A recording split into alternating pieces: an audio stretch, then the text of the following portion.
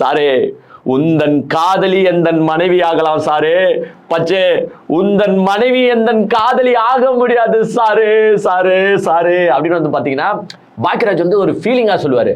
அதை இப்ப தமிழ்நாட்டு அமைச்சர்களுக்கு நம்ம எப்படி வச்சு பார்க்கலாம்னு பாத்தீங்கன்னா, சாரு ஒரு இன்ஸ்டாகிராம் இன்ஃப்ளூயன்சர் அமைச்சர் ஆகலாம் சாரு, பச்சே ஒரு அமைச்சர் இன்ஸ்டாகிராம் இன்ஃப்ளூயன்சர் ஆகக்கூடாது சாரு சாரு சாரு அப்படின்ற மாதிரி தான் பாத்தீங்கன்னா இப்போ பொறுப்பேற்றிருக்கிற அமைச்சர்ல பாதி பேர் வந்து பாத்தீங்கன்னா மக்களுக்காக கஷ்டப்பட்டு பல போராட்டங்களை முன்னெடுத்து நடத்தி மக்களுக்காகவே வாழ்ந்தவர்கள் தான் அமைச்சர்கள் ஆகியிருக்கிறாங்களான்னா கிடையாது. பாதி பேர் இன்ஸ்டாகிராம் இன்ஃப்ளூயன்சர், அதாவது ரீல்ஸ் போட்டுட்டு சுத்திட்டு திரிந்த இவர்கள் தான் இன்னைக்கு அமைச்சர் ஆகியிருக்காங்க. இவங்க இப்போ வந்து யாருக்காக வேலை செய்யறாங்கன்னு பாத்தீங்கன்னா அவங்களோட ஆடியன்ஸ்க்காக வேலை செய்யறாங்க. ஏங்க இன்ஸ்டாகிராம் இன்ஃப்ளூயன்சர்ஸ்க்கு நார்மலா என்ன எக்ஸ்பெக்ட் பண்ணுவாங்க நீங்க சொல்லுங்களேன்? மக்கள் நல்லா இருக்கணும்னு எக்ஸ்பெக்ட் பண்ணுவாங்களா இன்ஸ்டாகிராம் இன்ஃப்ளூயன்சர்ஸ்? உங்களுக்கு நிறைய இன்ஸ்டாகிராம் இன்ஃப்ளூயன்சர்ஸ் தெரியும். யாருன்னா மக்கள் நல்லா இருக்கணும்னு வேலை செய்ய கிடையாது. அவங்களுக்கு தேவைலாம் என்ன?